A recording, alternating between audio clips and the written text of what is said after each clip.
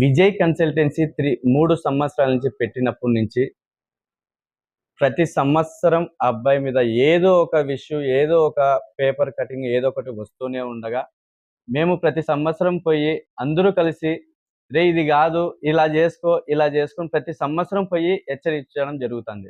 కానీ అబ్బాయి ఏ రోజు కూడా వినని దాఖలాలు లేవు. ఏ రోజు కూడా అబ్బాయి రైటర్గా చేసిన రోజులు లేవు. అయితే ఏంటంటే మొన్న 3 రోజుల క్రితం మేమందరూ కలిసి వెళ్ళాము. మాతో పాటు విద్యార్థి సంఘాలు కూడా వచ్చాయి. అందరూ కలిసి వెళ్ళినప్పుడు అక్కడ ఉన్న వాళ్ళ అమ్మ గాని, ఆ అబ్బాయి ఒకడే కాదు, వాళ్ళ అమ్మ, వాళ్ళ నాన్న మొత్తం అందరూ ఉండడం వల్ల అక్కడ ఉన్న విద్యార్థి సంఘాలను వాళ్ళు దొబ్బడం వల్ల అక్కడ ఉన్న విద్యార్థి సంఘాలు అక్కడున్న దాడి చేయడం జరుగుతుంది. దాడి అంటే మరి ఏమీ లేదండి, వాళ్ళని తోచుకోవడం, దొబ్బుకోవడం, నువ్వు ఎలా చేస్తావు అని చేయడం జరిగింది. దాంతో కూడా వాళ్ళ తల్లిదండ్రులు వాళ్ళు కొద్దిగా మాట్లాడడం జరిగింది. దాంతో ఇది కాదు అనడం, 100 కాల్ చేయడం, అక్కడ ఉన్న బిల్డింగ్ ఓనర్ 100 కాల్ చేయడం, స్టేషన్కి వెళ్ళడం, అక్కడ మొత్తం చెప్పడం జరిగింది. ఇక్కడ అబ్బాయిని మేము ఏ విధంగా దాడి చేయలేదు, మేము దాడి చేయాల్సిన అవసరం కూడా లేదు. ఇంకోటి ఏంటంటే ముఖ్యంగా ఆ అబ్బాయి ఏ రోజు కూడా జీనియన్గా చేసిన రోజులు లేవండి. ఏ రోజు కూడా అబ్బాయి ఏ విద్యార్థులకు జీనియన్గా చేసిన ప్రతి సంవత్సరం ఏదో ఒక వివాదం జరుగుతుంది. ఇక్కడ అనంతపూర్లో ఈ అబ్బాయి అయితే అక్కడ ధర్మవరంలో వాళ్ళ తమ్ముడు వినయ్ అనేసి ఒక జర్నలిస్ట్ పై దాడి చేయించాడు. అక్కడ వర్క్ చేస్తున్న టెలికాలర్స్ అమ్మాయిల్ని పంపించి, రఘు అనే అబ్బాయిని పంపించి, ఒక జర్నలిస్ట్ పవన్ అనేసి అక్కడ ఉంటాండి ధర్మవరంలో, సత్యసాయి జిల్లా. ఆ అబ్బాయి అతని ఆఫీస్కి వెళ్ళి దాడి చేయడం జరిగింది. వాళ్ళు కంప్లైంట్ పెట్టడం జరిగింది. ఇప్పుడు అక్కడ ఎఫ్ఐఆర్ కూడా అవ్వడం జరిగింది. ఈ రోజు అబ్బాయి స్టేషన్ కూడా వెళ్ళాడు, పిలిపించారు అక్కడ సిఐ గారు. ఇక్కడ మేము కూడా ఇప్పుడు ఇన్నాళ్ళు సరేలే అబ్బాయి తెలుసుకుంటాడు అనేసి మేము కూడా ఊరికే కంప్లైంట్ ఇచ్చి వచ్చేసామే కానీ మరి అక్కడికి వెళ్ళలేదు. మేము కూడా అఫీషియల్ గా ఇంకో కంప్లైంట్ ఇవ్వడం జరుగుతుంది. మేము కూడా ప్రతి ఒక్క ఎవరైతే అబ్బాయి బాధితులు, ఒకరు కాదు, ఇద్దరు కాదు, లాస్ట్ ఇయర్, గత ఇయర్ బాధితులు కూడా ఉన్నారు మా దగ్గర. వాళ్ళని కూడా తీసుకొచ్చి మేము కంప్లైంట్ ఇస్తామండి.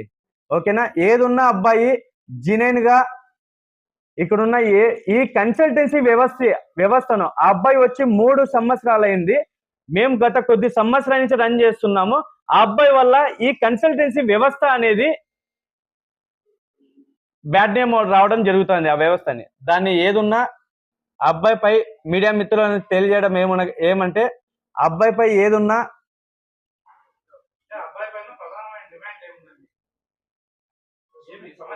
అబ్బాయి ఏదున్నా జెన్యూన్ గా చేసుకుంటే, రైటల్ గా చేసుకుంటే మాకు ఎటువంటి ఇబ్బంది లేదండి. అబ్బాయి ఏదున్నా పేరెంట్స్ కి మేము ఫ్రీ ఇస్తాం, మేము ఫ్రీ సీట్లు ఇస్తాం, హాస్టల్ కూడా ఫ్రీ ఇస్తాం. ఎస్సీ ఎస్టీ హాస్టల్ పాపం పేరెంట్స్ తల్లిదండ్రులకు, పల్లెల్లో ఉన్న వాళ్ళకి పాపం అమ్మాయిలు తెలియదు కాబట్టి అలా చెప్పడం తప్పు. ఏదున్నా ఇద్దమ్మా ఈ కాలేజీలు ఉంటాయి, మీ ర్యాంక్ ఈ కాలేజ్ వస్తుంది, 1,50,000 వచ్చినా నేను గవర్నమెంట్ పాలిటెక్నిక్ కాలేజీలో ఇస్తా, 1,80,000 వచ్చినా నేను జేఎన్టీ యూనివర్సిటీలో ఇంజనీరింగ్ ఇప్పిస్తా అని చెప్పి అన్ని టెలికాలర్తో చెప్పించడం తప్పండి. ఏదున్నా అబ్బాయి నీ ర్యాంక్ కి గవర్నమెంట్ యూనివర్సిటీలు రావమ్మా, నీ ర్యాంక్ కి ప్రైవేటు కాలేజీలు వస్తాయి అని ఏదని చెప్పితే మాకు చాలు. ఏదైనా అబ్బాయి రైటల్ గా చేసుకుంటే మాకు ఎటువంటి ఇబ్బంది లేదు. మాకు అబ్బాయి శత్రువు కాదు, మాకు అబ్బాయి వల్ల ఎటువంటి ఇబ్బంది లేదు. అబ్బాయి ఏదైనా జెన్యూన్ చేసుకోమను. ఆ అబ్బాయి ఇప్పుడు అలా చేయడం వల్ల ఈ వ్యవస్థ దెబ్బతింటుంది. అదండి. అందరికీ గుడ్ మార్నింగ్. ఈ కన్సల్టెన్సీ వివాదం అనేది మేము గత 15 సంవత్సరాలుగా ప్రతి ఒక్కరు దాదాపు 30-40 మంది ఉన్నాం.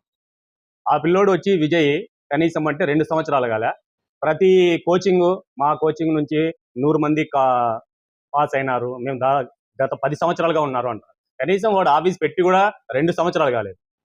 మేము 10 సంవత్సరాలు అయింది, 25 సంవత్సరాలు అయింది, మంచి పాస్ అవుట్ ఉంది అని చెప్తా ఉన్నాడు. యాక్చువల్లీ ఇది ర్యాంకుని బట్టి, క్యాస్ట్ని బట్టి కాలేజ్ అలర్ట్ అవుతుంది. 1,00,000 ర్యాంక్ వచ్చినా నేను ఫ్రీ సీటీ ఎట్లా ఇప్పిస్తాడు గవర్నమెంట్? దాంట్లో 20-25,000, 10,000 లోపల ర్యాంక్ వస్తేనే మనకు గవర్నమెంట్లో వస్తుంది మినిమం.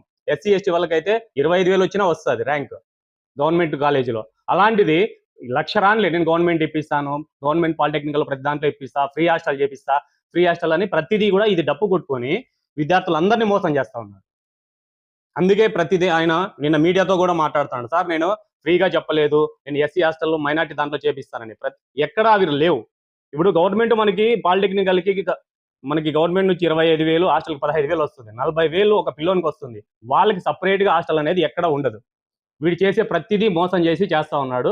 మరి మా మీద చెప్తా ఉన్నాడు, వీళ్ళు ఓర్చుకోలేక మాతో చెప్తా ఉన్నాడు, ఇంకోటి ఇలా చేస్తా ఉన్నారని. వాని మీద ఏ దురుద్దేశము లేదు. తల్లిదండ్రులకు కానీ వీళ్ళకి పిల్లలకి మోసం చేయకోకుండా ఏ కాలేజీలో ఎంత ఫీజు ఉందో హాస్టల్ ఫీజు, ఏ కాలేజీలో ఎంత ఉందో అంత చెప్పమనే మేము చెప్తా ఉన్నాం. ఇప్పుడు మేము కూడా అదే చెప్తా ఉన్నాం. 15,000 వాళ్ళకి పిల్లలకి వస్తుంది.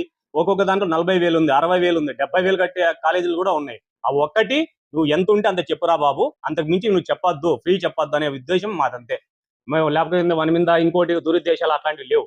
ఇది ఒక్కటే మేము మీడియా ద్వారా వానికి చెప్పడం కూడా అంతే. పిల్లలకు కానీ కూడా ఏ కాలేజీలు ఎంత ఉంటే అంతవరకు చెప్పరా, ఫ్రీ చెప్పొద్దురా అని ఇంతవరకు ముందు కూడా చెప్పాం, ఇప్పుడు కూడా అదే చెప్తా ఉన్నాం. వాడు స్టేషన్కి పోయినా ఇంకోటి పోయినా మేము కూడా వెళ్తాం, అదే చెప్తా ఉన్నాం. సార్ ఇది సిచ్యువేషన్ రా, ఇలా చెప్పొద్దు అని 100 సార్లు చెప్పినా కూడా ప్రతి ఇయర్ ఇదే రిపీట్ అవుతా ఉంది. ఇది 3వ సంవత్సరం వాడు ఇలా చేయడం, మరి అది చేయకూడదని మా ఉద్దేశం sir. Thank you. Vijay consultancy వాళ్ళ అమ్మ చనిపోయింది సార్. వాళ్ళ నాన్న తిక్కులోడు రోడ్లు పట్టుకొని తిరుగుతుంటే ఇదే హిమాలయ టీ స్టాల్ లో వాళ్ళ ఆఫీస్ ముందరే పంచాయతీ చెప్పినాం. ఫ్రీ అని చెప్పి ₹1 కట్టద్దని చెప్తే ఆ పాపకి 40-30 వేల రూపాయలు హాస్టల్ ఇప్పించిన తాడిపత్రి టెక్ కాలేజీలో. అది జగదీష్, నేను, గిరీష్ అందరూ అఖిల్ అన్న అంత మొత్తం ఎక్కువై ఆ అమ్మాయికి ఎవరు లేదని చెప్పి వాడు ఇప్పటికైంది 3 ఏళ్ళ ఫీజు వాంతైనా ఒక బాండ్ కూడా రాపించినాం సార్. ఇట్లా JNTUలో నేను ప్రొఫెసర్ని, ప్రాక్టికల్ మార్క్స్ అన్ని నా చేతిలో ఉంటాయని ప్రజలకు చెప్పడము, తల్లిదండ్రులకు చెప్పడము, మీకు ఎగ్జామ్ పరంగా ఏమైనా హెల్ప్ చేస్తారని చెప్పడము, దొంగన కట్లను వాడ ఈడ కేపులో తిరుగుతుంటే పబ్లిక్ లో తిప్పిన మేము, నేను, అఖిల్ అన్న, గిరీష్, నరసింహ, జగదీష్ వీళ్ళంతా. ఈ రోజు సార్ 30 మంది ఆఫీసులు ఉన్నారు సార్. ఇక్కడ ఉండే 30 కన్సల్టెంట్స్ ఉన్నాయి ఇక్కడ. వాళ్ళని ఒక్కటే కాదు, మేము నిరుద్యోగులకు మాకు ఉద్యోగాలు లేక అందరూ డిగ్రీలు, PhDలు, బీటెక్లు, డిప్లొమాలు చేసిన వాళ్ళు ఉన్నారు. ఉద్యోగాలు లేక ఏదో ఆసరా చేసుకుని ఒక కాలేజీతో టైఅప్ వేసుకొని మాకు వాళ్ళతో జీతాల వరకు మా కుటుంబాన్ని పోషించుకుంటున్నాం. అలాంటిది నువ్వు ఒక్కడే అందరినీ కృష్ణపూరితంగా 20-30 వేలు పేరు పెట్టి నువ్వు కంప్లైంట్ ఇవ్వడము, విచారిస్తానని తప్ప మేము చేసినామా మీరు చేసినారు? ఒకసారి ఆలోచించండి. SC, ST వాళ్ళని ఎందుకు టార్గెట్ చేసినారు? నేను SC జనరల్ సెక్రటరీ జిల్లా సార్. ఎందుకు టార్గెట్ చేసినావు? నీకు డేటా ఎత్తొచ్చింది SCది. ఇప్పుడు దీనిపైన మేము SC కమిషనర్కి, ST కమిషనర్ కూడా ఫిర్యాదు చేస్తాం సార్. DRO గారికి, DO గారికి కూడా కంప్లైంట్ చేస్తాం, RO గారికి.